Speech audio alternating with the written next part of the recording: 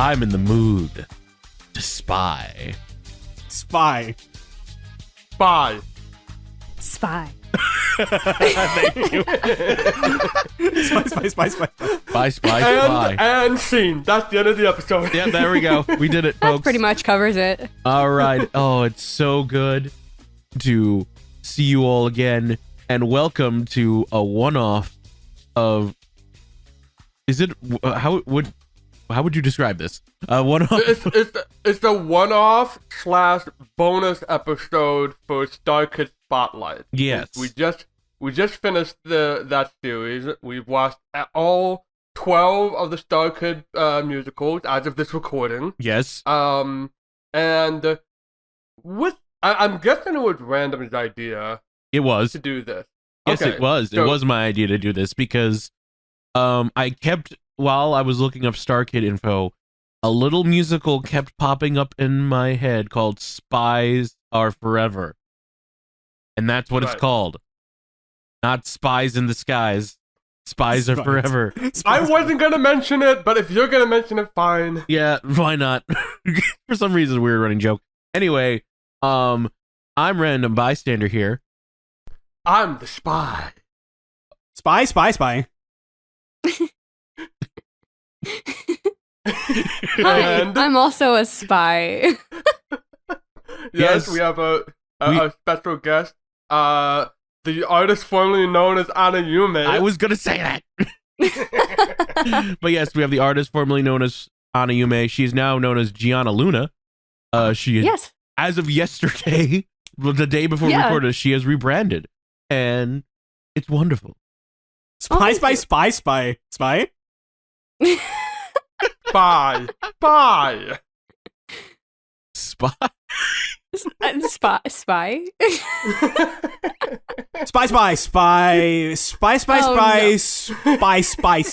I don't think spies are Pokemon. No.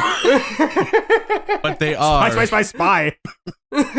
But they are forever. It's a bit early. It's not as early in the morning as you think it would be with our energy right now, but we're recording in the morning. Spy. 11:15 in the morning.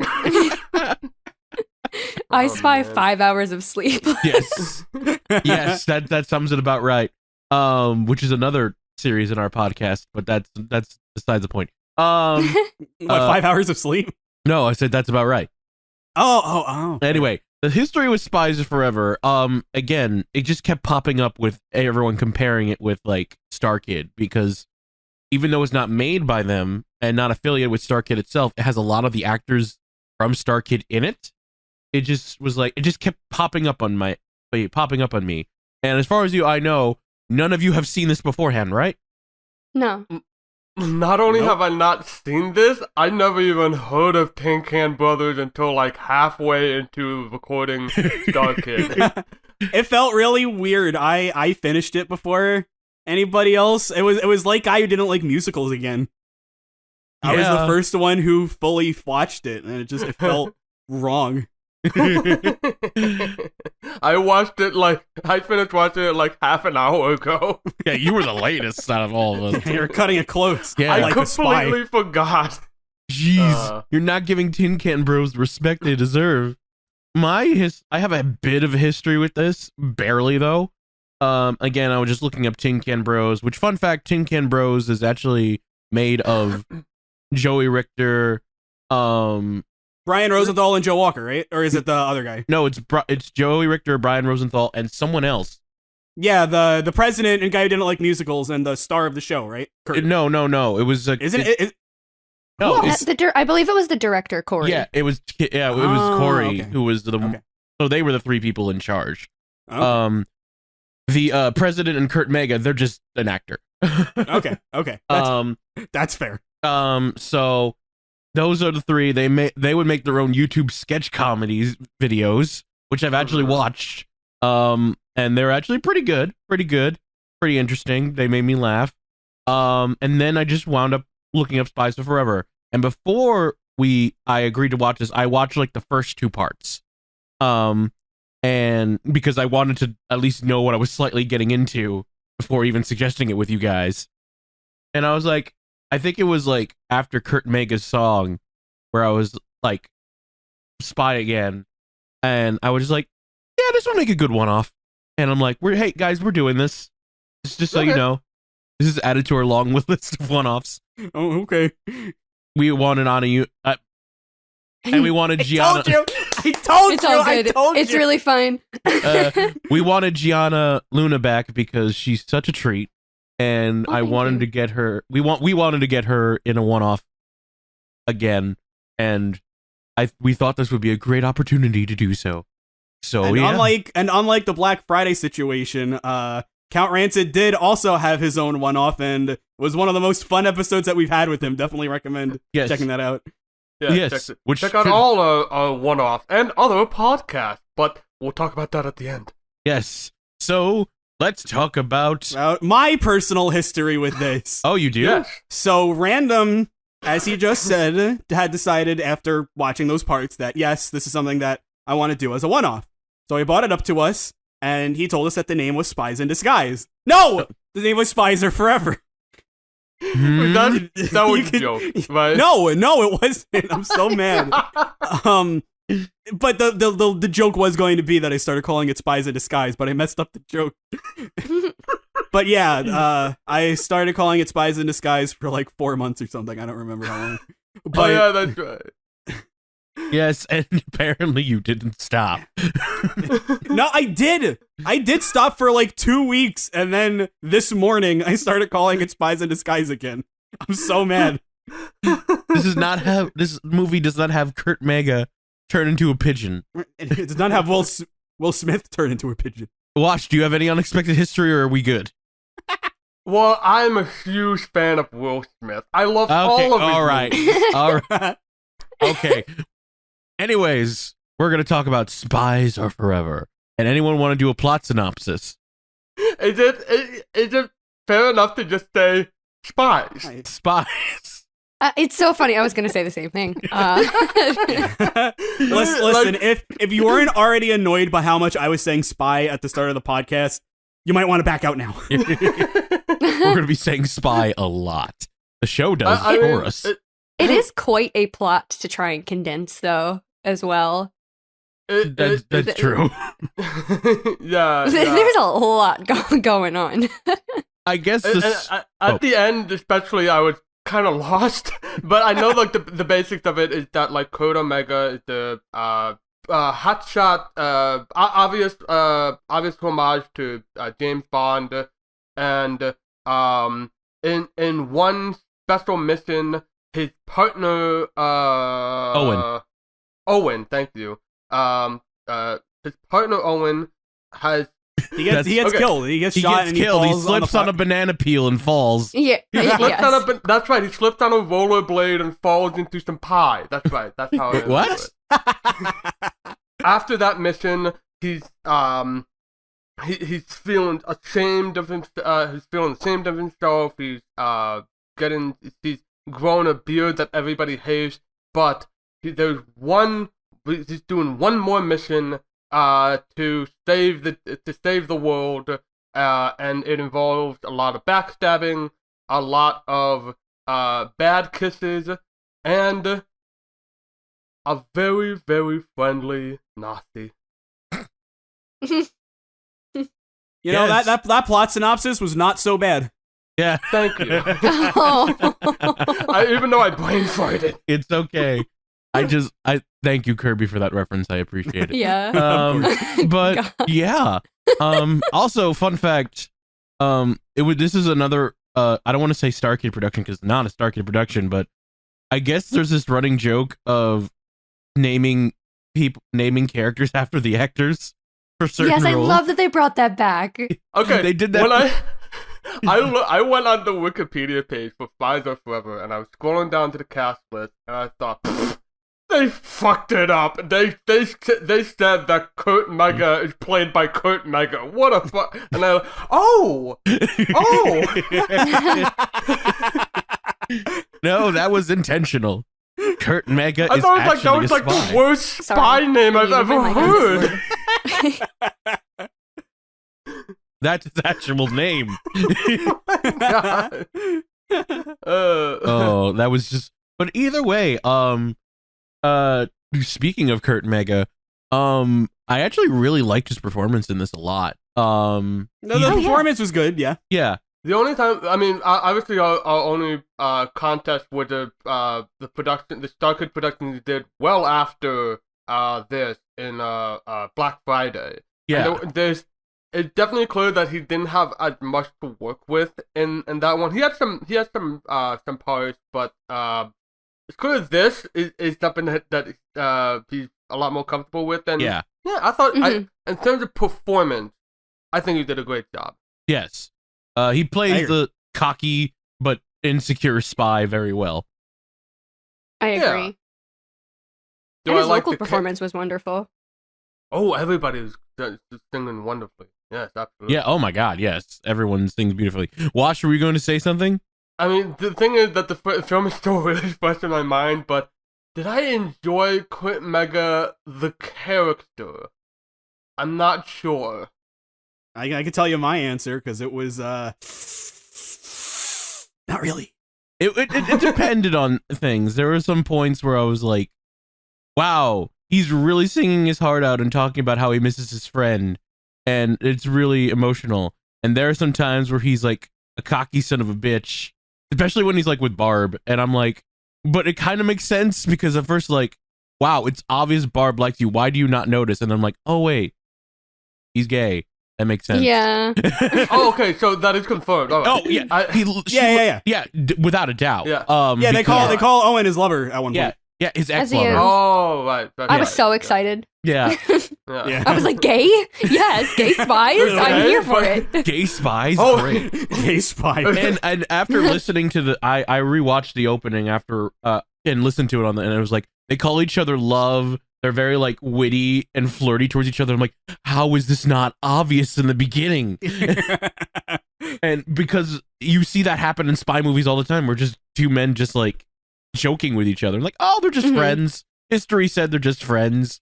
But now I'm like, but now like after watching it and after seeing it, it explains so much like why Kurt Mega is so heartbroken about the loss of his partner. Exactly. It's the loss of his partner. Yeah, literally partner. And it's something that the musical really, again, it's like a blink if you miss it sort of thing. Like, it doesn't like shove it in your face. Like, they are gay. Right. Like, there's only like, I would say 2 or 3 moments that kind of confirms it. One is the kiss, which we'll get to, and 2 would be the ending where literally, They say like, it was point blank. Yeah, so here's my 2 cents on this, because I complain all the time when they do stuff like that. The difference here, the reason why I'm actually glad that they spelt it out is because, if they didn't spell it out, there'd be people being like, well, they're not gay, right? As you see it all the time with LGBT. It drives me crazy.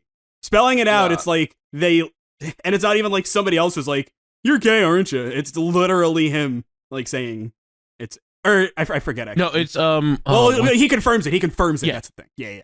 Yeah. I also appreciate that it ended up being like the way they presented it was the musical was about a spy who also happens to be gay and not a musical about here is a gay spy. Yeah. You know? Yeah. Yes. Because there is a difference. Yeah. I mean, the way that he treats people, I'm not entirely sure if it's justified, but his trauma is particularly like, I mean, obviously trauma is trauma, but like this deep, it doesn't feel like it's an excuse for the character. It feels like he lost his part. Yes, I agree. Because there's some things where Kurt Mega's like, just like, I mean, it works for his it works story-wise because it's literally following the beats of like, this is a weird comparison. Anyone ever watch Buzz Lightyear of Star Command? Yes.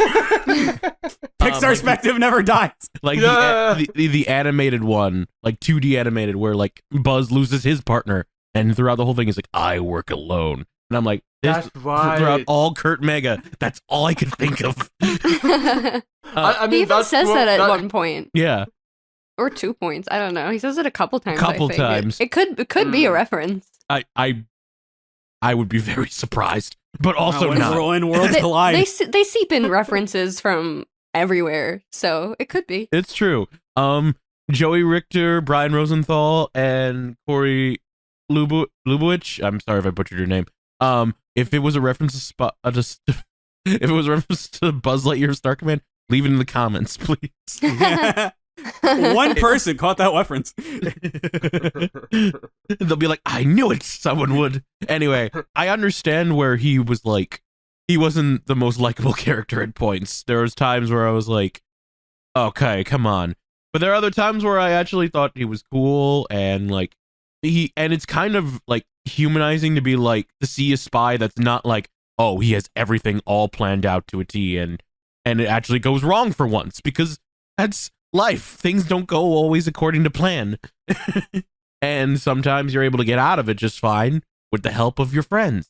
And usually sometimes you gotta go rogue. Yeah, sometimes you gotta go rogue. One of the messages of Spies Are Forever is that like teamwork is key, because every time he tried to do something on his own, it wouldn't work quite as well. But the second he had some saves Kurt Mega from being killed. Why are you here? I don't need anyone's help. Yeah, but I appreciate the moral. Like, it's sometimes it's just like, come on. That did come out a bit forced. I'm not gonna lie. That was the most egregious part, which is especially rough because the song that preceded it was like the best thing. Oh, it was so good. It was such a good ending of Act 1 song. Oh yeah, definitely. I like to think that was just like, I mean that's the worst, but there's stuff like that sprinkled throughout. Yeah. Again, story-wise, I think it makes sense, because that could be him just responding to trauma and like him deep down not wanting to get anyone else killed. But that's a bit of a stretch. So that's how I see it. I don't think he even after this song, I don't think he really notices if people get killed. I mean, I don't know. To be fair, he does make a joke about that, about like he's used to seeing blood, but he gets sick in his own blood. Mm-hmm. Oh, that's true. It's complicated. There are moments where it's like out of place, but like I get where they're coming from writing wise with it. This goes back to, I don't remember what episode of the podcast it was. I don't even remember if it was StarKid Spotlight or not, but we're talking about a character, and there was like, there was stuff, but I couldn't just get into them because of the way that they naturally treated other people, and that's kind of still where I kind of, get a little irked with Kurt Mega. I mean, the trauma is absolutely one thing for sure, but like especially with Barb, that gave me very light me and my dick flashbacks. It wasn't nearly as bad. Yeah, no. But him not taking her advances, that's fine. I don't have a problem with that. Him treating her the way that he treated her, not fine. Yeah, and I will say he learns to lighten up with her at the end, which is good, and also not in a romantic way either, which is also really refreshing for once. Yes. Luca did that better. Pixar perspective never dies. I mean, like, yeah, I didn't appreciate his attitude towards Barb either, for the most part, but like you said, it was nice that he was more warmed up to her at the end. I was really worried, like, when they first showed her on screen and it was so obvious that she liked him, that it was going to turn into, like, essentially Me and My Dick, where it was like, oh, but I do like the nerdy girl all along. And I'm really glad that they didn't do that. We're best friends. So, I guess, Gianna, if you want to start us on our next character, you're the guest. You can pick who it is. Yes. But you can start us on our next character. Oh, I mean, would you like to talk about Tatiana? Because I thought she was real cool. Yeah, she was awesome. Oh, yeah. Also, the actress Mary-Kate Wiles' accent work, I think, was chef's kiss. Oh, very my good. God. Yeah, I was impressed. I was impressed about, as as a voice actor myself. Accents, they're not easy. They are not. Yeah. I can only do like 2 accents, and Russian's definitely not one of them. Russian, once you know like the secrets of doing Russian, the way that you have to speak and is like, use ze instead of the, stuff like that. It's not so bad, but doing it well is still impressive regardless. Singing with the accent Oh is my God. really hard. I was very impressed. She did. It She wasn't like killed it. She didn't do it 100% of the time, but it's like I'm not gonna hold her against not doing it. But she still did it enough. Mm-hmm. Yeah. It was yeah, I mean, like, yeah, I thought her accent was believable. I thought she was cool, she was badass, Yeah. she had great emotion. I'm glad her and Kurt and Mega are just friends because it was obvious they were I really do like when she just puts her hand on his to be a supportive friend. And he's like, "What is she doing? I hope she realizes that I just like her. I hope she realizes I just like her as a friend." And Or she's like, do I have to do a romantic "Uh-oh." thing now? Yeah, she's like, "Oh God, what is he thinking? It's because I put my hand on his." Yeah. and then they have the That's kiss, so funny. and their romantic song isn't even like anything of romance. Is like, I guess we're doing this. I guess we're doing this. Yeah. Yeah, I love that. So self-aware. Oh my That was a God. really great moment of the show. And then eventually they kissed and are like, we're not doing this. Yeah. We're not. You don't That felt- see that often. And I'm like, yes. Especially in a It- spy movie, which is notorious for the spy Mhm. hooking up with random people. I was gonna say Good. like the spy movies, Indiana Jones films, like any sort of like adventure film. Like you're always gonna have it's almost always gonna have the guy hooking up with the lady friend. And they send that off with, first off, it being really awkward. That they just be like, does she think what I'm thinking? And then they go for it. It's like, no, I'm not into this. Yeah. It's like the adventure adrenaline hookup. Yeah. The one that's like obligatory for any adventure story. Absolutely. So I'm glad that they decided to like sort of subvert expectations with this thank super you. awkward moment, and I loved I loved that moment. And rewatching a little bit of it, you could tell from the very beginning, just from the lyrics, it's time to save the world again. It's time to get the girl again. In the beginning of Spies Are Forever. Like the Mhm. opening song. Which, by the way, I believe Mary-Kate Wiles sings as well. And Yeah. She does. God damn. Beautiful voice. It's Do you see, Annie? This is how you do it right. Yeah. oh my God. Because Ugh. it sounds like the opening of a Bond movie. And it works. And she Yes. sings it very well. It's literally if Bond was a musical. And the theme of Spies Is Forever nails it to a T. And Mary-Kate Wiles does so well. And she acts very well. She's moments where she's super serious. They do the flirty moments like in the elevator where it's actually believable. And which makes the later scene even funnier. Yeah. We have the same one with Joe Walker just walking in and like, oh, this is my floor. Oh no, that was with Barb. Yes. This is my floor. That was so funny. He was like listening in the whole thing, and he's like, I gotta get out of here. Joe Walker's such a treasure. But as far as Tatiana goes, with pretty much the rest of the characters, there's something about them that I'm not too crazy about, but I'm fine with her. She nothing egregious. She's good. Yeah, I agree. I was about to say there's like she was probably one of my favorite characters.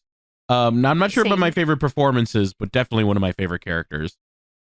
Can we talk about my favorite performer in this musical? It's pretty easy to predict, I'm sure. But, Okay, so there's the question of which Joe. yes, Yeah, that's the thing. Which Joe Walker? Mine. I was super worried when he came on and he said that his name was Dick. I thought that was a callback. But the more he was on probably screen, was, yeah. it probably was. But the more he was on screen, the more that I'm like, this is probably like the funniest part. Can I just say it was so good to see Joe Walker on stage again? God, I know. It really I was. know. This feels like a way better because obviously like this was also the year when he decided to quit theater, but it was I feel this was a way better send off for him than Firebringer was. I mean, granted, 1,000%. I will defend his role in Firebringer. I think. Well, he yeah, did it's a not magnificent the job. role in Firebringer is fine. We're not saying that. It's just he's a background character pretty Yeah. much. Yeah, Here, exactly. here he's part of the like he's not quite the ensemble. It's not Trail to Oregon Joey Richter again. Yeah. But he's like the key piece of the ensemble. Yeah. How's that? Yes. It's kind of like a lot of StarKid musicals where the lead plays only one role and everyone else plays a bunch of different roles, or at least one or two. And Spies Are Forever is no exception. They follow that rule, and every role Joe Walker plays, I enjoy. So good. There's the Southern guy who is just literally. Well, he's like extremely offended of a guy losing roulette. Yeah. Oh my god. And the fact like he literally just sees Kurt Megan with a gun and just freaks out happily like, I'm happy to see him back, and quiet. Shut up. That was just a funny scene. And literally at the end when they're showing the bows, he comes out. He doesn't come out in the Deadliest Man Alive outfit. He doesn't come out in any other outfit he's in, which bigger character. He comes out as the cowboy. And I loved that he did that. Yes. I think that was a personal choice. Like he literally. I think so too. I'd love to think that, yeah. Oh, it was so good. I really liked him as the Deadliest Man Alive though. Like me too. Like his Dick was my work. favorite out of context. But like all of his performances were just absolutely it was nice to see him I miss him so much. I missed him too. I know this happened earlier than Black Friday and Gaiden like musicals, but it was just nice to see it one more time. Yeah, absolutely. It was nice. It was also cool to see him like threatening actually. Yeah. Yeah. Trying to think of the last time we saw him as threatening. Maybe Aquaman involved, but the thing is, like, whenever not really like Aquaman is too funny. Yeah. He can't be threatening when there's a giant hole in his pants the whole time. Yeah. No. That's the I thing guess with- maybe like that's the thing. maybe like one of the end of Potter musical or senior year, maybe. Yeah. Like I don't think senior year, but I feel like the general person would feel that. I kind of feel it more for musical, but I feel like the standard person wouldn't. If you could imagine what Commander Up was before Starship, Yeah, I like that a lot. I like that a lot. Yeah. I was gonna say StarKid with Joe Walker. Whenever they would make him threatening, they would add a goofy element to him. Always, no questions asked. With the different writing style, and you could tell the different writing style with like these three compared to the Lang brothers. Oh yeah, absolutely. yes. They actually allowed him, the Deadliest Man Alive, to live up to his name and be really threatening. That whole torture song is not only funny and fun at point, but it's also like you legitimately think he's gonna die. Yeah. Can I say one thing real quick? This has nothing to do. Well, it's related to the song, but the name of the song, according to the soundtrack, is the Torture Tango. And Yes. I saw that. I just wanted to bring that up because No, that's perfect. That's perfect. Yes. Yeah. It fits so because it is because to the Deadliest Man Alive, it is a tango. It's something he really enjoys. This he has 2 songs about how much he enjoys killing. Not 1, 2. And it's just really fun. So much so I get a little sad when Joe Walker takes off his mask and we don't see him as the Deadliest Man Alive anymore, to say the least. But we enjoyed him for what he was, and he still has some great moments as like background characters too, like the man in the elevator, the old man who flips off. He claims the bench. Yeah. Oh yeah, I forgot that was Joe Walker. Yeah. Yeah. He's so much fun. And I agree. This is a better send off for him to end off on than Firebringer. I still want him to perform again, and I hope to God. I've heard. I don't know if it's true, but I've heard he's down to do one more. He's okay with doing one more show. Yeah. Oh, that'd be so great. He just brings such a color and an energy just to whatever he touches. You know, I would love to see him on stage again. Like when I saw like the opening to Spies Are Forever and it said like Joe Walker, I was like, no fucking way. I got so excited. That's another reason why I wanted to do this one off. I thought Joe Walker was part of the Tin Can Brothers, so I was like, oh yeah, he's in this. So I got to the right answer, but with the wrong formula. Yeah. But speaking of people part of Tin Can Brothers, I think there was another Joe or Joey you want to talk about. The Oh, Joe God. under the mask. Wow, we thought it was Joe this whole time, but in reality, it was Joe. Before we gush about Joey, can I just say one small criticism of our beloved? Yes. I Go didn't ahead. like his British accent. It wasn't consistent enough. Oh, Yeah, he's no, terrible. yeah, no. Fully It agree. wasn't good. Fully agree. I'm so sorry. No. I Terrible. understand So- completely. But that's So Owen himself, I actually have a fair amount of problems with story-wise.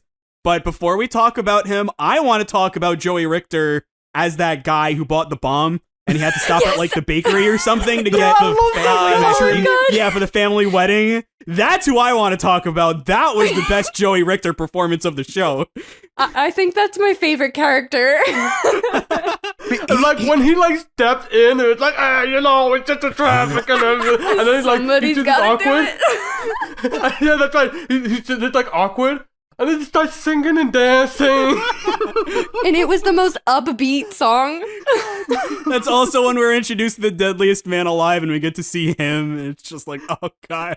Oh, it's so good. He's just like, can you sign this for me? My son will he never literally believe me says that I he's did just business. doing it for his family. Yeah. Yeah.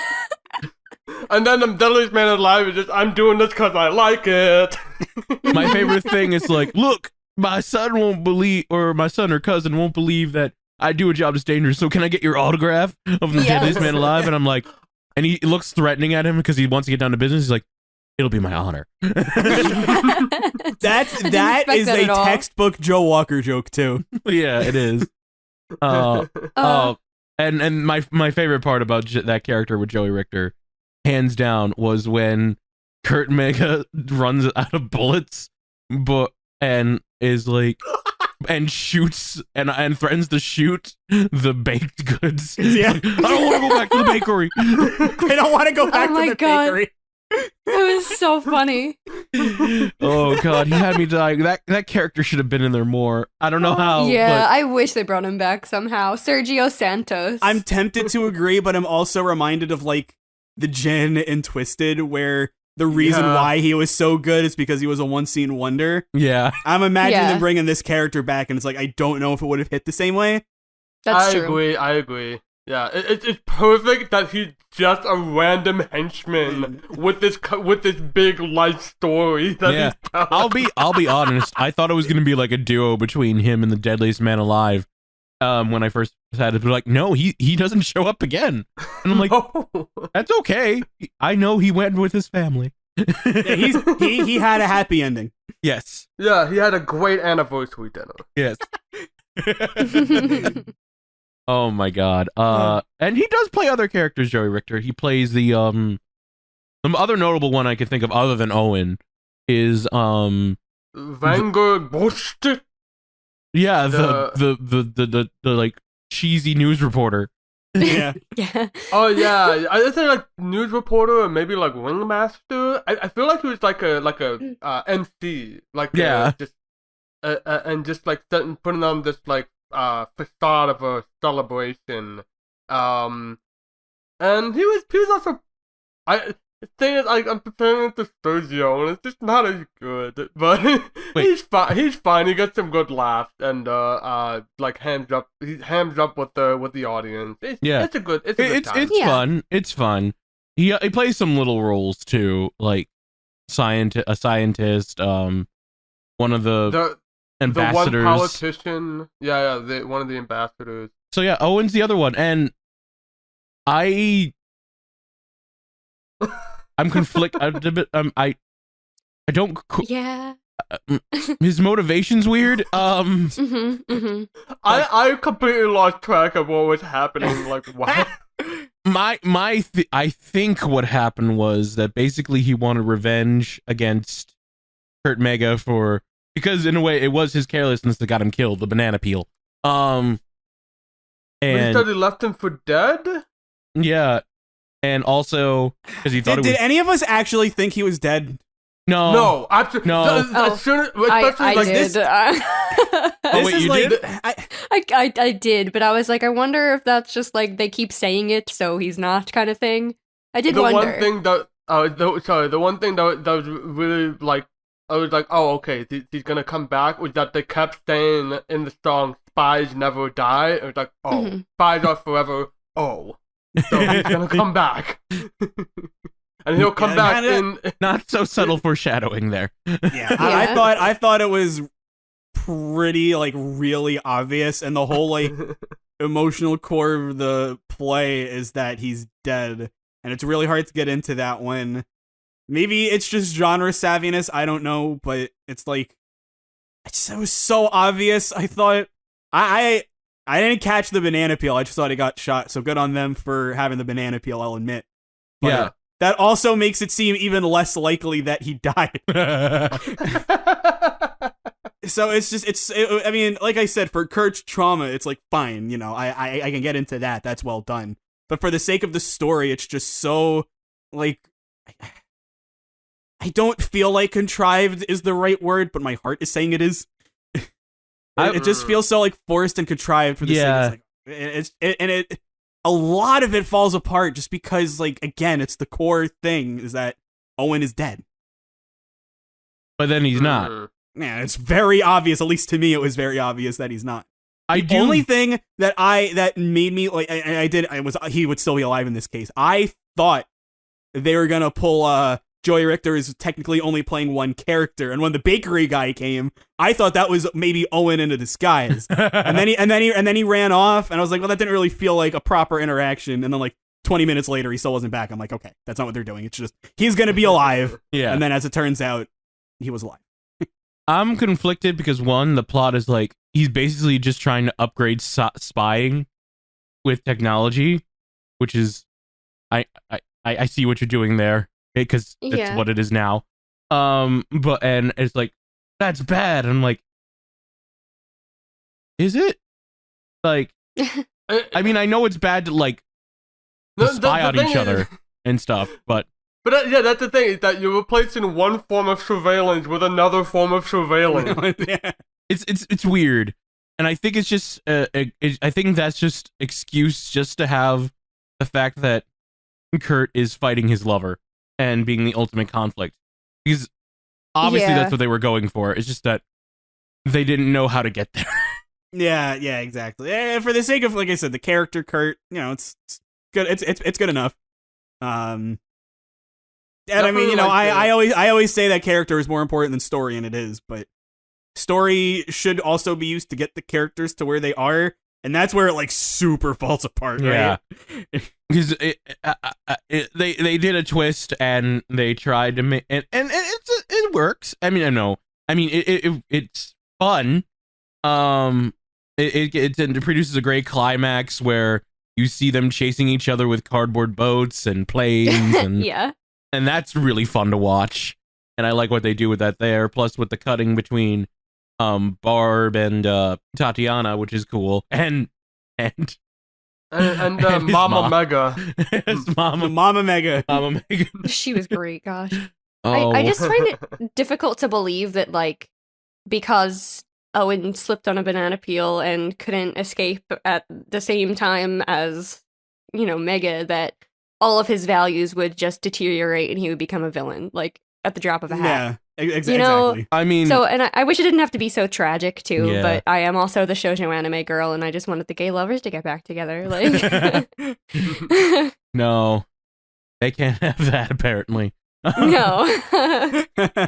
Also, quickly, sorry. Why is it always the LGBT stories that have to be tragic in the end? Like, why?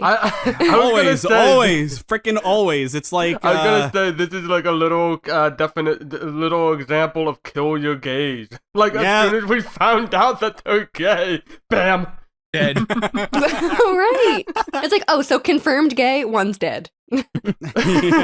It was like what was it? Supernatural? I don't know anything about Supernatural, but it's like, wasn't there like one character who's like confirmed to be gay and then like they died off? I don't know, but I don't want to get into that spoiler territory just in case we do Supernatural perspective. Oh yeah, totally.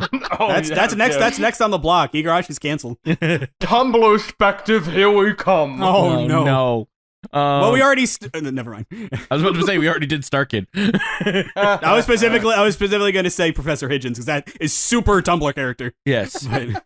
But yeah, I agree with you on that one. It's just like it's a little messy because you could have, because the plot line and the danger that they already have could have worked just fine. And if you could have just been like, you know what, Owen was brainwashed with the Nazis, and he had to. He was brainwashed by the Nazis, and he was a super warrior, or something like that. That could have been just as plausible. No, he wasn't brainwashed by the Nazis. I know, but like if they did that, that might be a little bit more plausible. Although, like again, like not to just keep refuting, but like if he was like this trained super spy, you would think he would know how to not let them get into his head. It's just it's true. No, it's not good. It's not good. And the kind of the whole thing of I'm being brainwashed by the Nazis. Time to kill the head Nazi. It's like mixed messages. Yeah. Yeah. I don't know. I mean, by all means, kill the Nazis, but yes, of course. they are. Speaking of, I was gonna say, did you want to move on to Brian next? But I didn't mean to. Oh I didn't mean to interrupt. Brian. I'm so sorry. What is it with fictional stories and painting out Nazis to be like such likable characters? I hate it. I don't want to like this guy. He's a Nazi, but at the same time, he's so funny. Like, goddamn it, the not so bad song should not be good. It also went on, I think, a little or way longer than it needed to. No, I already hit my point of uncomfortable, and it just kept going. I think I would have been okay with it if it wasn't about like that topic. Like they literally they say. The fact that they mentioned Holocaust in the song was like, ooh, now you lost me. Exactly. Like, and talking about exterminating the Jews and nobody will thank me. It was like, oh my god, this is gonna be posted somewhere out of context. No, I don't want to. The energy was very springtime for Hitler. I love the producer. Extremely. It is, but I don't think it's smart as springtime for Hitler. Yeah. I literally, with the whole like dancing of the Nazi symbol too, like that's literally springtime for Hitler. That is literally from springtime. Yeah, absolutely. Yeah, at least they balance it out with Kurt Mega being like, "What is wrong with you people? This is wrong." I do really like. I feel like chanting. it's a lose for the audience because if they say it, then it's like, "Oh my god, they're saying it," and Kurt shouts, "What's wrong with you?" And if they don't say it, he literally says, "I'll be looking for the people who don't." So it's like it's a lose for the audience, and it's like audience. You never think this if you watch like standard theater, but the audience loves interaction like that. They do, and I feel like you only get that from the StarKids, right? Yeah, and I don't mean the StarKids as like the actual StarKid actors, but just like that kind of theater where convention isn't bogging them down, so to speak. Yeah, I feel like you only get it from those kind of theater productions. Yeah, even not just StarKid, just like it does like non-commercial theater. Yes, that's what he said. And yeah, the song is awkward, but I think that's the point. It was trying to be funny yet uncomfortable. Did it do its job a little too well? There's a limit. There's a limit. No, it did its job a little too well, in my opinion. It's the joviality of the song I like, but I feel like, and this isn't their fault because I don't think this was a problem, or at least a vocal problem at the time, but unfortunately, it's especially uncomfortable looking back on because again, like legitimate trigger warning for people, but like neo-Nazis are a thing. Yeah. So hearing a song where the whole point is Nazis aren't so bad when Nazis are a problem we're facing right now is just like, ooh. Again, it's hard to blame them for. Well, watch go. Of course. Especially 2016 was a very specific year for us. Was that when this whole thing started? Yeah. Yeah. Again, okay. I don't. So think if 2016 is when it started, then I am gonna blame them. And this was very very bad taste. I didn't do my research beforehand though, which is entirely my bad. I think right. When was the production done? That's a good question. Oh, like what month? Yeah, what? Because it was uploaded in 2016ed, but yeah, is it like StarKid where they do it before and they upload it months later? Without a doubt, I believe that's the case. Because let me see. sorry, the musical was performed between March 11th and April 3rd in 2016. I don't think it was as bad then. And even when they were, that was they right wrote it before probably. the primary. Yeah. So it was so either the and also that they wrote the musical probably years beforehand.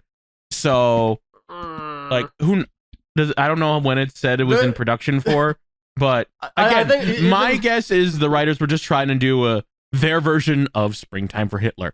And also Nazis are a good enemy for spy movies. So my thing with Springtime for Hitler is that even at the time, Springtime for Hitler was playing with fire. Because there were films like well before 2016, like American History X, that get taken out of context by neo-Nazis. But nobody tries to claim Springtime for Hitler because it's so dumb and it just points and laughs and laughs and laughs. The original producers also came out in 1967. It's 1966. So it had a little second to breathe. It did. I had to move to breathe, and it was directed by Mel Brooks, who is smarter than this. At least I will give them credit. They still ridicule them, which is good because at first you see Brian Rosenthal as, is his name literally Nazi? Yeah, Von Nazi. Yeah. It's a caricature in a weird way. It was a caricature, and you literally see him. You see him threatening in his first scene where he's actually in, and then he just oh, this guy could be threatening, and then you see him with the Hitler puppet with no mustache. By the way, I think it falls off on this in the production. I didn't notice. Starship puppet. This ain't. No, but I thought it was. But I just thought it was funny, because they're just to see a grown man just be obsessed with a puppet. I don't know. I'm just that makes me laugh. I thought it was a little weird that they used it once. I thought it was going to be integral to his personality, and it just wasn't a thing after his introductory scene. It's he has such a goofy introduction like that, and then he's just outside of wanting a castle. He's not goofy for the rest of it. Yeah, I mean, he does have glitter in his pockets, but that's true. That's he starts goofy, he ends goofy, and there's everything in between. I'm just sad that the Deadliest Man Alive didn't add the puppet as one of their kills. That's that would have true been too. funny. Oh, I would have laughed so hard. All he had to do was just mention a puppet, squeeze it, and then throw it off stage, and it would have been fine. Yeah. Someone in the audience gets to keep it. Yeah. No mustache though. That doesn't come with the package. No.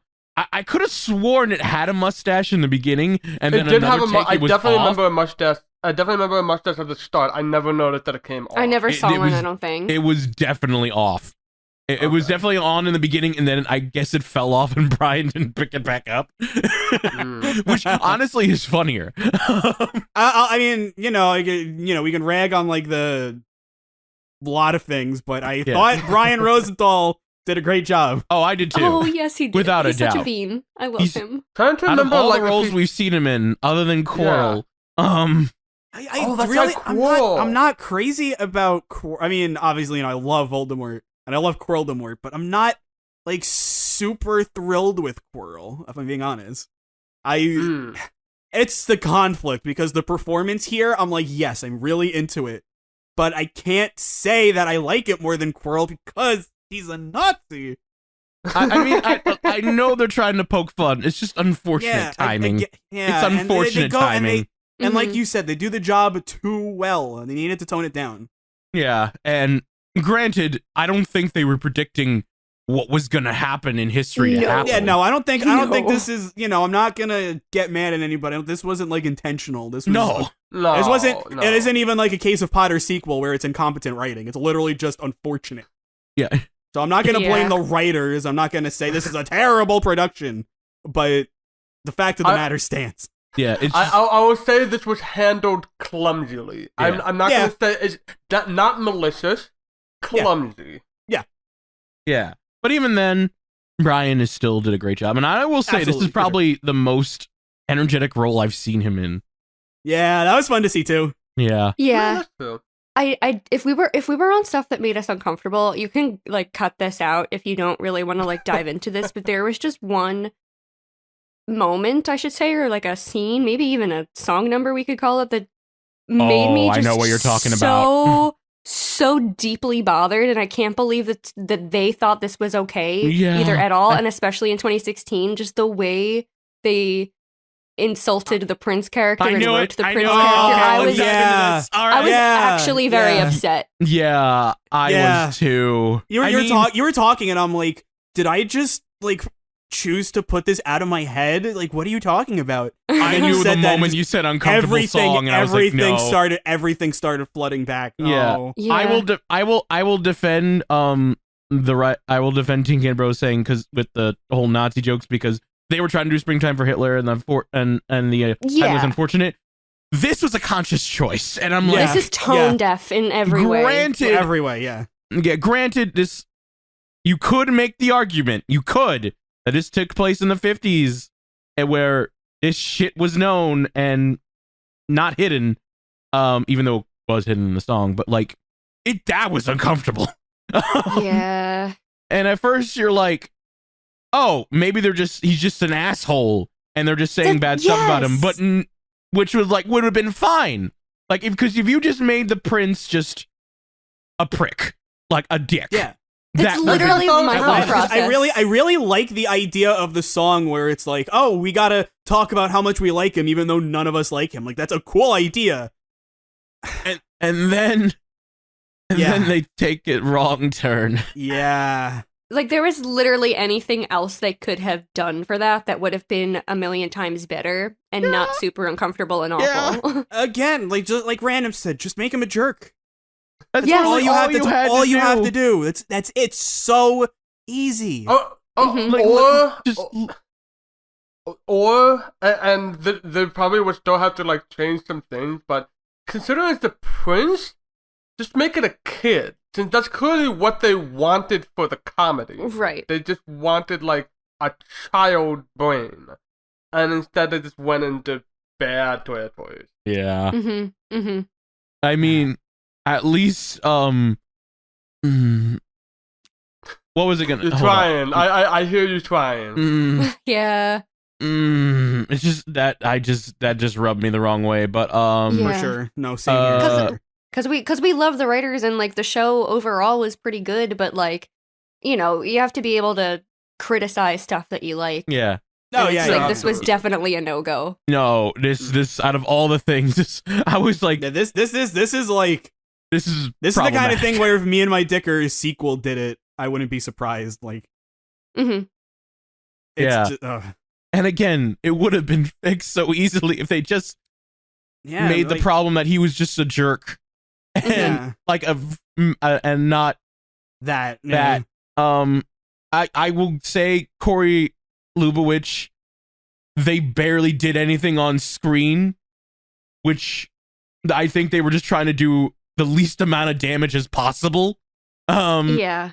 But the damage was already done before he even went on screen. So here's, I really didn't want to bring this up because this is like a travesty, but bringing up StarKid real quick, I watched recently, it was late, and in my recommendeds was the Unsung StarKid, and I watched it. And I got to see a lot of things that StarKid cut, especially from Trail to Oregon. And it's like, wow, this is like god awful. Why would you show me this? But it also just contextualizes, like, you know, when you have stuff like this, you take it out. Yeah. Yeah. I mean, it's like if Trail to Oregon was the way it was, I probably would have liked it less than Potter's sequel. Like, I'll say straight up. Like, it is god awful. It's my favorite show now, but how it was beforehand, it was like a lot of the problems that sequel had, except it was intentional, like that bad. But I want to see this now. You do not. I think I've already seen it. It's like, it's I might a bunch willfully skip that one. Wait, is it just like is it a collection like narrated by Jeff Blim about all the songs? Yes. Yeah, I've seen it. Oh god. I know some of the songs. I'm so sorry. I was doing StarKid research and I was like, ooh, yeah, that's why I watched it. It was late. I was like, oh, we're doing StarKid. This could be fun. Oh, they were cut for. There's a lot of songs that were cut for reasons, but that's the thing. They were cut. They realized that this was messed up, so they cut it. Yeah, you can do the same. Trail to Oregon. They got rid of all the bad problematic stuff like the month before the show. They had a month to research Trail to Oregon as we saw it. And I'm sure they were still making changes up to the day before they were. Jeff Lim says that. They were making changes the day before the show started premiering in public. Of course. So it's like, there's no excuse for you to not be able to take stuff like this out. It's just... Yeah. Yeah, that was... Just a slight disappointment on our part, I suppose. Yeah, I will say, out of all the scenes, that to me was more problematic than not so bad. 100%. Yeah, and it's like, I can agree, just because, like we said, the Nazi, them, cut that out if you want, they're clumsily handled. Yeah. This is hatefully handled. Yes. Yeah. I really hope if they don't do anything like this again, because... Yeah, it's just, and at least, I hate the phrase like this, but they kill off the prince rather quickly, so it's just in a scene and gone. But yeah, that scene, if not cut, that needed some serious editing, because it is a plot point, apparently. Yeah, even at the end, they're like, oh yeah, because of what you did, America and Russia's on the best terms they've ever been. So it's like the prince dying has to happen. Because along with everything else that the play is, it is also, there's a lot of politics in it. Yes. So I get why they kept it, but not this. Yep, it didn't have to just be a big ableist take. Yeah. Gosh. Yes, it's what it keeps coming back to, just not like this. Not like this. Pokemon aren't meant to fight. Not like this. Let's talk about some other characters. Mainly the Barbara? I was going to say Barbara. I guess we didn't talk about her. There's Barbara and two ensemble members, Lauren and Esther. Oh. Wow, I forgot about Lauren. I feel terrible. How dare you? Such great I know what you guys are thinking right now, and being mean to Lauren. Let's don't be mean to Lauren. Don't be mean to Lauren. Before we do that, let's talk about Barbara, just because technically she's a bigger character. Technically, I get it. Okay, my 2 cents on Barbara. I'll make it super fast. I want to love the character, but she's got the me and my dick problem. Why does she like hurt? Yeah. Right. Oh yeah, they have zero chemistry. It's like her whole personality. There is no chemistry. It sucks. At all. None. No. And I'm glad in a way that they don't get together, because, like you said, that would have been bad. Yeah, but anything, friendship can have chemistry. Yeah. None of us are going out with each other, but we have chemistry. That's chemistry true. does not equal romance. It can equal friendship. Very true. Yeah, that's the thing. Because she's smart, she's intelligent, she knows what she's doing with gadgets. I love the actress too. She does such a good job. Yeah, she does so good. Her energy is great. Yeah. It's amazing. And she's also, fun fact, she's engaged to Joe Moses. I did not know that. No way. I love Joe Moses. I'm sorry. I had no idea. You just blew my mind. I'm so happy. So this is a StarKid production, I see. I believe she is. Hold on. Let me just... Wait, I'm going to do so much creeping right now. And she's also a YouTuber, I think. She started as a YouTuber. I have a signed photo of Joe Moses. Did I tell you? I did not know that. Yep. She's currently engaged to Joe Moses, according to Google. Okay. And there's pictures. I'm so happy. I like the pictures. I like the picture, like the 3 Joes are lined up, and she's like, eeny, meeny, miny, mo. I'll be honest, all the Joes are now either married or fiancés. Engaged. Engaged at this point. Yeah, that's cool. That's cool. No single Joes here. Isn't Joey Richter engaged with Lauren? Yes. Correct. Yes. Yes. Yeah. Yes. It's funny how a bunch of it's funny when a bunch of actors and actresses are locked in a room doing productions, and yeah, they just kind of bond with each other. I did theater in high school. I know all about that. Yeah. There's such a good chance as if you're an actor and you're gonna get engaged to somebody, it's gonna be another actor. Yes. Right. But either way, she did fabulous. Her performances was so much fun. She's so energetic, and with every second she's on screen, she's just super full of energy. Especially the shot song. Oh my god. Yeah. And it just pains me that she is reduced to the unrequited love interest. Eponine, she's not. So sad. Right. At least she didn't die. Yeah, and I mean, I compare her to what's her name for Me and My Dick, but I guess she's a step up from that. she's 100% a step up from that, just for the fact that 1, she's essential to the plot. 2, she makes cool gadgets. 3, she keeps her job at the end, which is cool because they know she can use her technology. Or he's like, oh, sorry to see you lost your job. She's like, I didn't lose my job.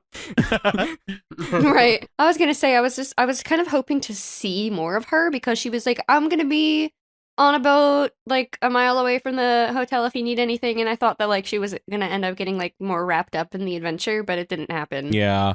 Yeah, even when Kurt was like, yeah, the 4 of us are gonna go, she's like, I'm not, and then she just does. Yeah. Yeah. It's a little weird. Again, some fine-tuned writing probably would have fixed that, but like, I like her. I think she's a fun character when she's not pining over Kurt and Mega. Like when her and Tatiana at the end are trying to find the island to blow it up, and Mama Mega gets on the other line, and they're having like this 3-way conversation. Like that was fun. Yes. Oh my god, that was great. Yeah. Oh yeah, that's right. With the one of them is trying to open up a case, and the other one's trying to get the fizz fixed. Like talking to that was cute. That was real cute. It was great overlapping dialogue, and it added to the tension of it too. Because if you hear multiple people talking at once, which you probably do if you listen to our podcast, it can get stressful sometimes. Oh yeah. Okay, we're running out of time, I think. Do we want to talk about the lovable actor that we know, or the lovable actor we don't know? Who's So okay, the thing two is, actors left. I technically already knew the actor we don't know. I mean, I did too. Because one of the StarKid like web series was where they were doing musicals for movies. Musicals and me. Movie musicals and me, and like every single one of those are sung by Esther Fallick. Yes. I remember that. Yeah, and we still haven't seen him in a proper like StarKid production yet. Hopefully we'll see him in the Naughty Foods. I thought he did fine. Which one is this? Which one is this? Susan and okay. You got it. You got it. That guy. Yeah. Actually, may I just chime in really quick? Yeah. She's a trans queen, so she, they pronouns. Oh, shit. Yes, I follow her on Twitter. She's lovely. Oh, okay, my bad. Sorry, I just thought it was important to interject. No, that's okay. You don't ask to interrupt when it comes to stuff like that. No, you interrupt. Yeah, interrupt, please. I had no idea whatsoever. I'll link her Twitter so you guys can follow. No, okay. Oh my god, thank you for correcting us. Seriously. No problem. Oh my god, yeah, that's awesome. Oh, good for her. She did so good. She made me laugh hard. I know. Oh my god, the energy. I know I keep saying that about people, but oh my gosh, especially you gotta. Just this really changes the context of You Make One Hell of a Woman. I would. Oh my god. Because it's like I enjoyed it in the moment because it didn't feel malicious, but now it's like when they call Jim Pavolo a princess in Twisted. It's like it means so much more than what it does on the outset. That's amazing. Yeah. That's amazing. But especially like the moment where the informant mentions like playing multiple different characters and not knowing who she really is. It's like that makes some. Oh my god. I had no idea whatsoever. I love it. Wow. That's awesome. Fantastic. Two totally different ends of the spectrum, the problematic and the not problematic. Yeah. They're LGBT friendly. Who knows about everything else, but they're LGBT friendly. Yeah, at least there is that. Oh my god, that's so cool. Yeah. But yeah, she did great. Yeah, all that said, I think she did a fine job. Yeah. Fine job. Very, very funny. It did take me a while to figure out that Susan and the informant are two different characters. Yeah. Because I this 100 trillion% my headcanon they're the same character. Like you can't convince me otherwise. This is my theory. I mean, it is believable. 110% because, so she got shot. Explain that. She got better. Right. She wore a Just she wore a magic. bulletproof vest. Guile, Duh. Guile, yeah. Right. Oh my god. I mean, I was just gonna say Kurt got shot and he got better, but Again, my Guile favorite is a part- better answer. Again, my favorite part of the whole song of Eyes on the prize. Eyes on the Prize. It's just like Lauren singing her heart out with a beautiful voice, and then you hear Susan go, "You gotta, you gotta." Yes. It's like erratic, and I love it. It's so great. Yeah. Oh my lord. I love it. And then again, yeah, the informant, who you think is just like a one-off waiter character, and they come back at the end, and they actually have a bit of an arc, and they have some fun in the shot song too. Oh, that's really, they really did good. They were just the first. I would say they were the performance that surprised me the most. Like, I didn't expect them to be as good as they were. I will say that I thought that the informant's arc ended too quickly. Like, it was just kind of sudden. Yeah. I was very sad. I mean, I was sad, but it's less of a, this character that we grew to love. It was just like, the funny one of the group. That's kind of what I saw her as. Yeah. Yeah. I guess they were doing like a gotcha. Like, you thought that the deadliest man alive was gonna shoot Tatiana, but no.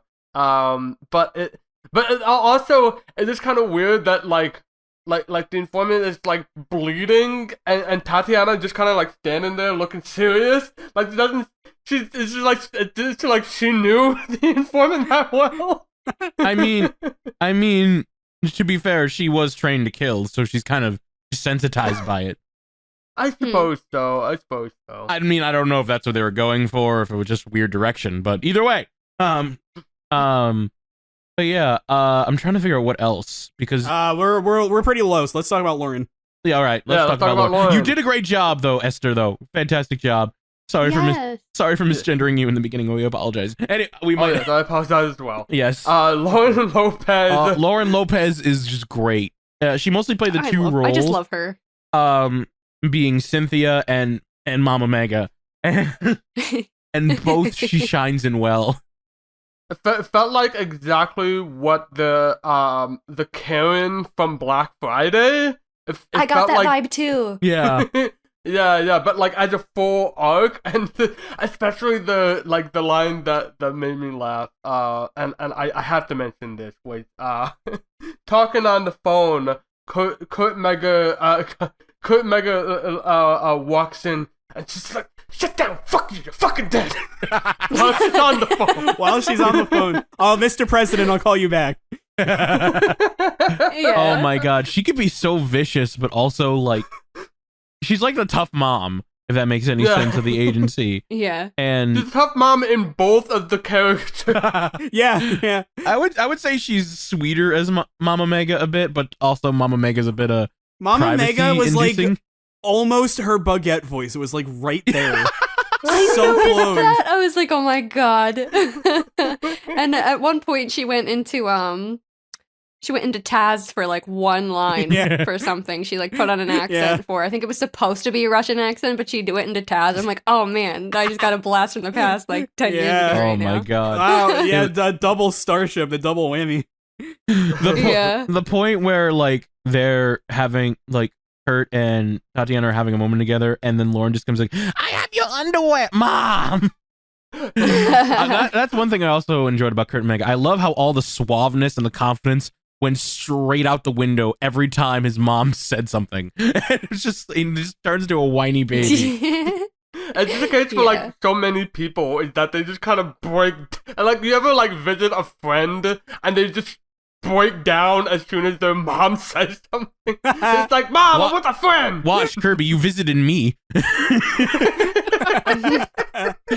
That wasn't who I was talking about. But I know. Sure.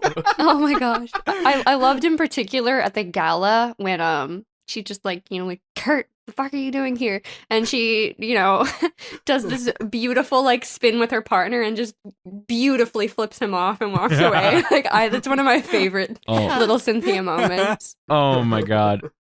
Also, really quick, did you guys notice that it was the American Secret Service HQ or ASS HQ?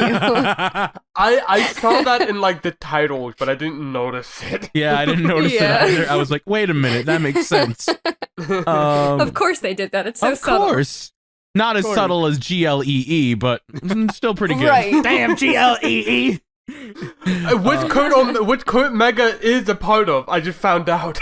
Oh, he is? Oh, he's part of. He's a cast of Glee. He has his That's own how they met. Okay, that explains a lot. Yeah. No, I remember. Yeah, wow, first Joe Walker lost Darren Criss, and now Kurt Mega. Except Kurt Mega went back. Whatever. Yeah.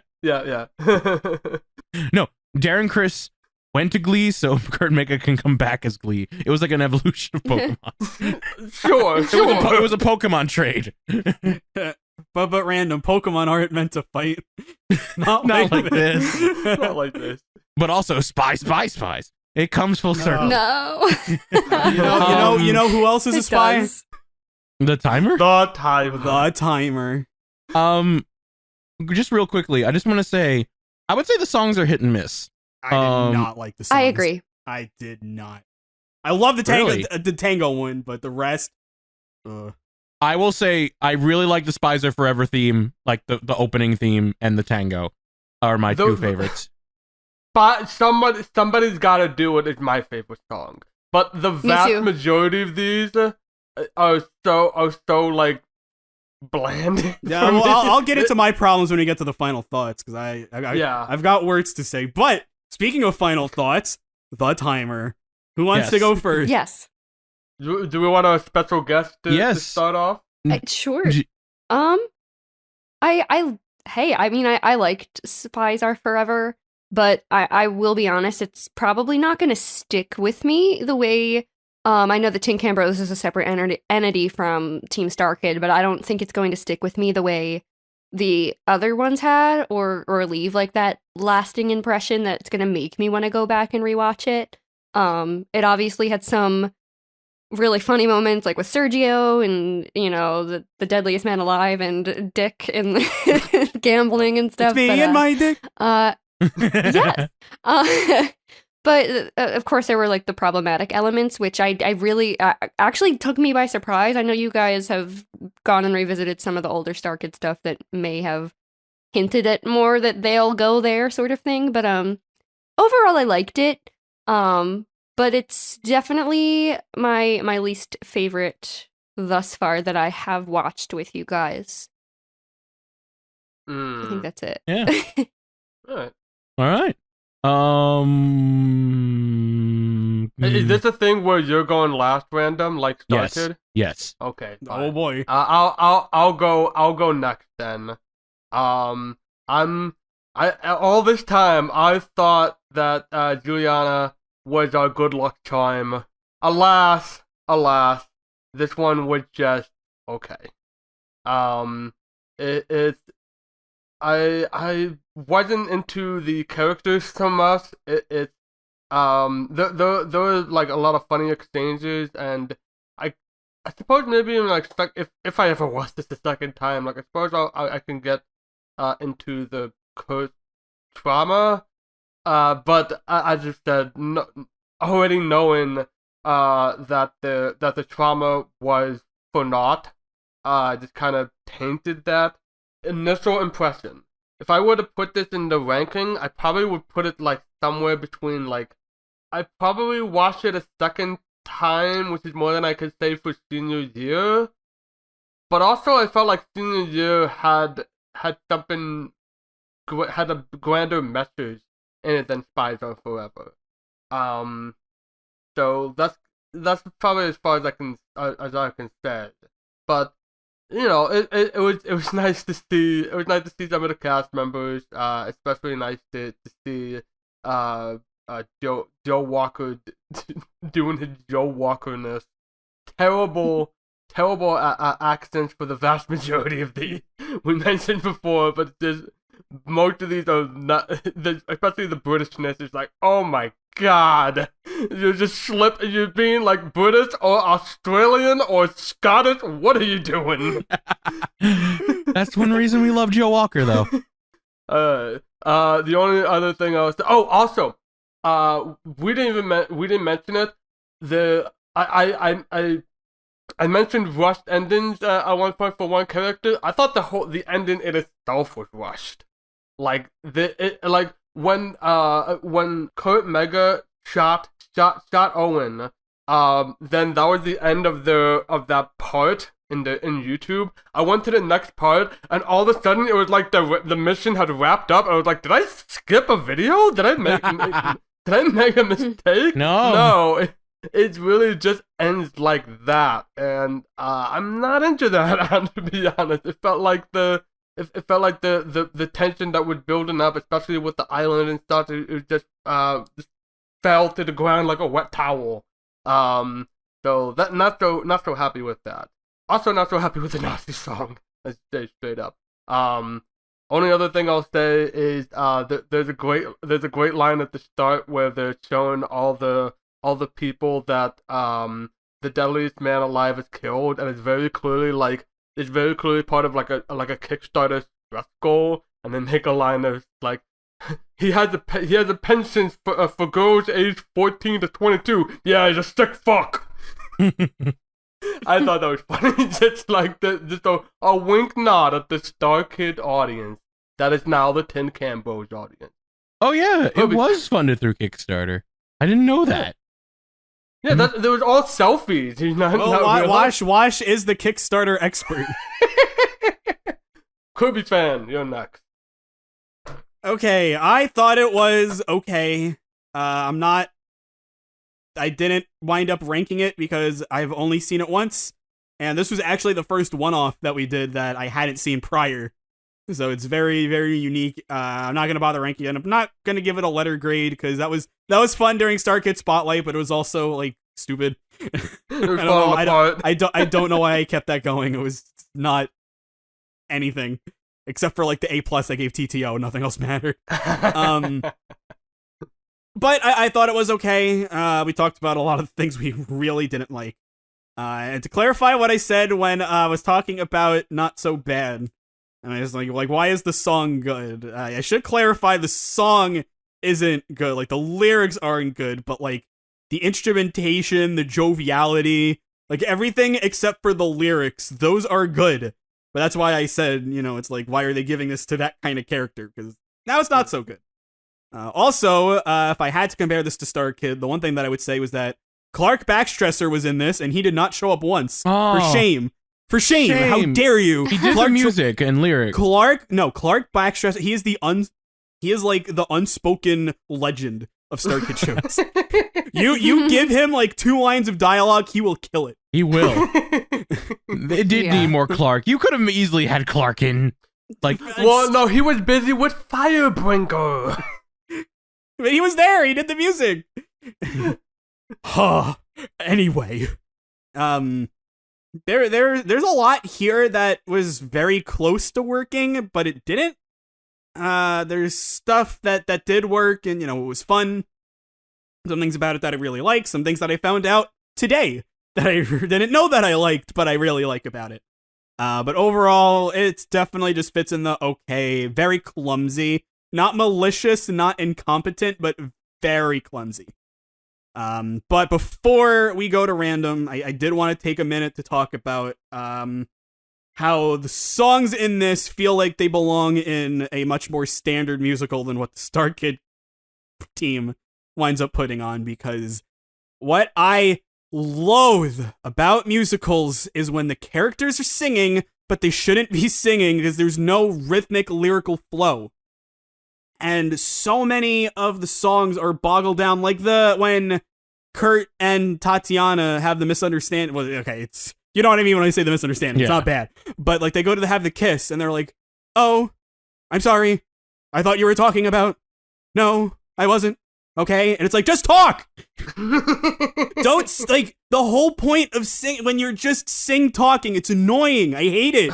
God, drives me up a freaking wall. And there's like 20 songs in this. Trail to Oregon, if you count Gotta Go as like one song and not 5, Trail to Oregon has like 11, and it's shorter than this. Guy Who Didn't Like Musicals is shorter than this, and it has like 15 if you include Cup of Poison Coffee as separate. or the reprisal of the opening number late in the, or if you even want to call it a reprisal, I don't know. It's like those, I like those so much more because yeah, there's not as many songs and it might not fit the bill of a typical musical, but it's not annoying. God, I thought I was kind of starting to lean towards musicals, like, oh, I might actually like musicals. This took me right back to why I don't like musicals. Well, maybe you just didn't like him at all. Didn't like him. Maybe you just like StarKid Wait, can musicals. Yeah. On the note of the guy who didn't like musicals, I feel bad because when we recorded that, I was having like a bad week, so my energy was super off, and I like didn't give the musical like as much love as it deserved because I sat with that for a few days, and then I was like, wait, I'm actually obsessed with this, and then I like binge watched Black Friday like 2 times in a row, and all I sang was like guy who didn't like musicals and Black Friday for like a solid 2 or 3 weeks after that. So I just want to like publicly tell the people I love the guy who didn't like musicals and Black Friday is pretty much surpassed like my love for almost any other StarKid show. Oh, honestly, same. Like this, I thought Starship was the greatest, but it beat Starship for me. So. Oh yeah, you don't know what our rankings are. Oh yeah. Yeah. Yeah, that's something. But that's all. Yeah, that's all I have to say. I had to make that note because I still feel bad about I understand completely. I understand completely. For sure. But you know what didn't beat Starship? This did not beat Starship at all by a long shot. Good. I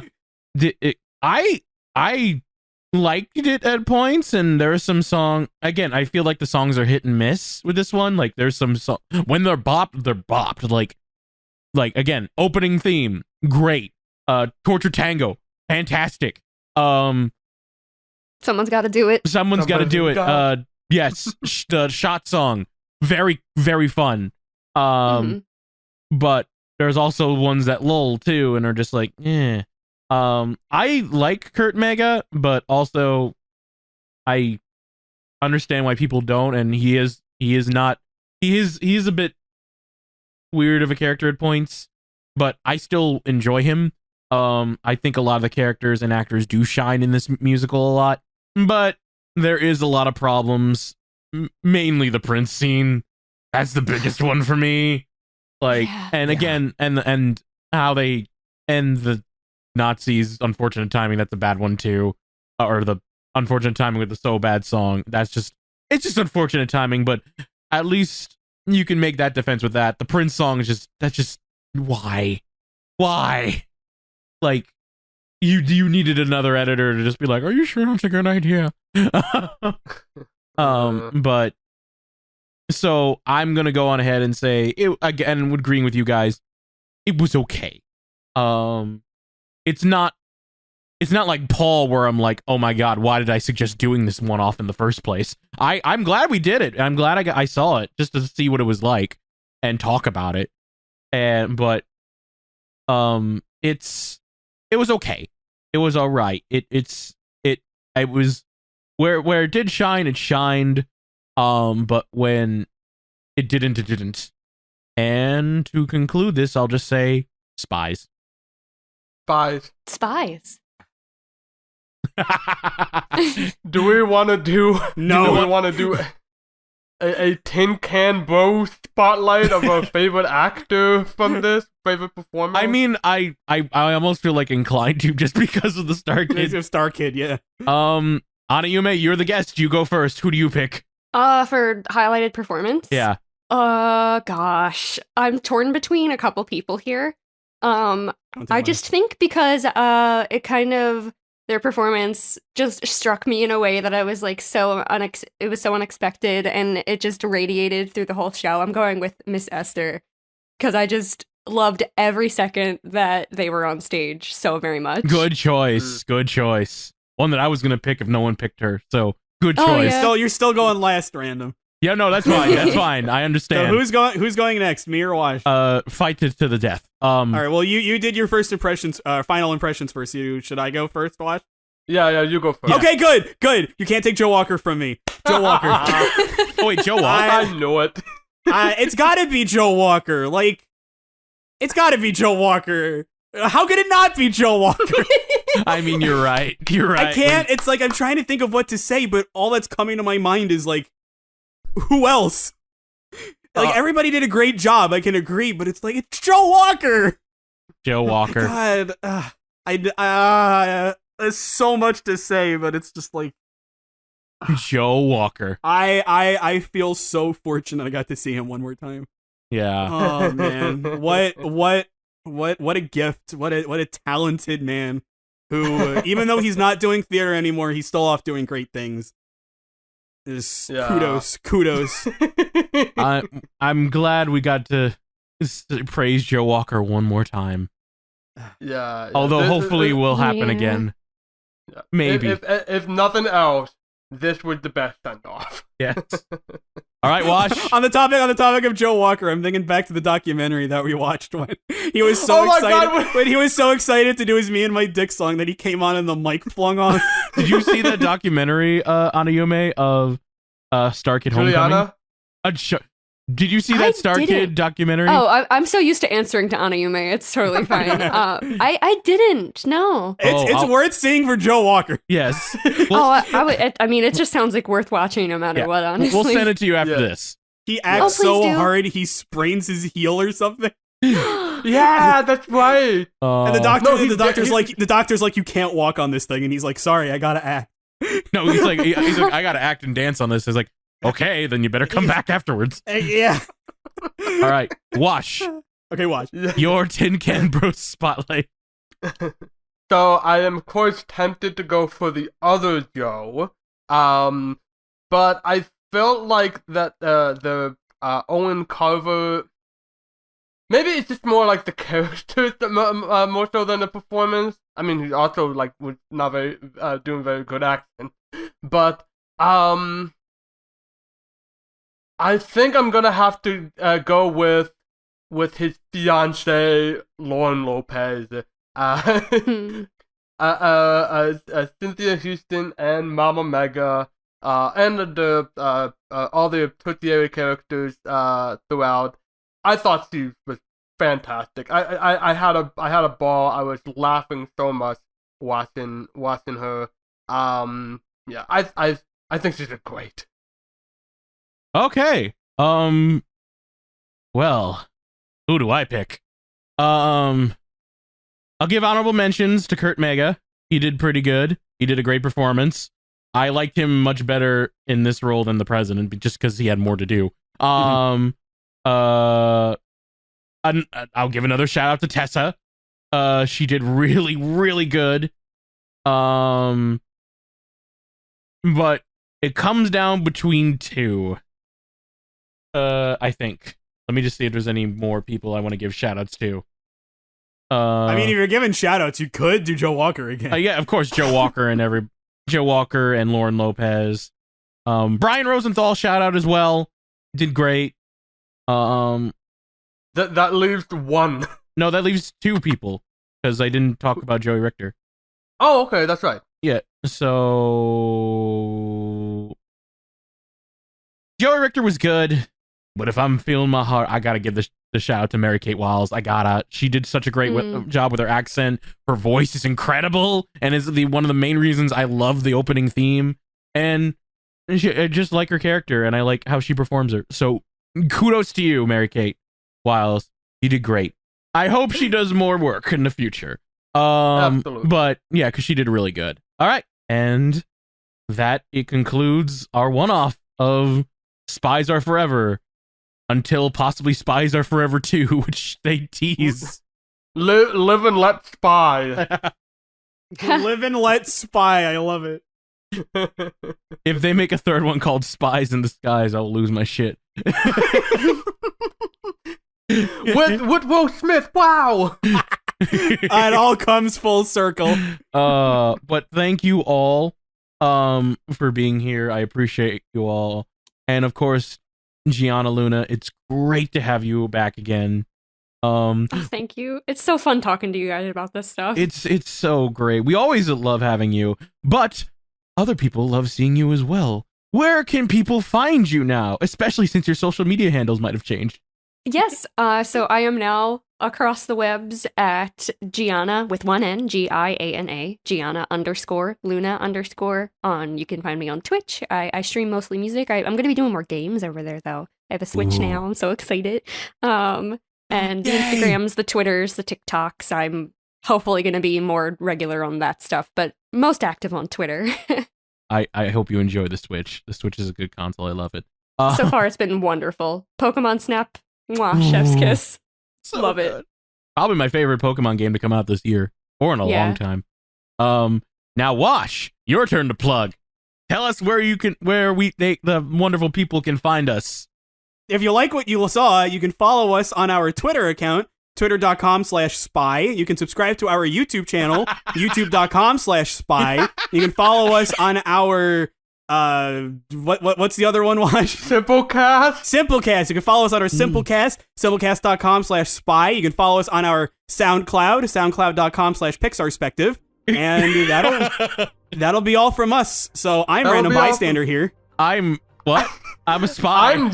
Wash, plug. No, that was the plug. That was it. No. All right, follow us on SoundCloud. That's the plug.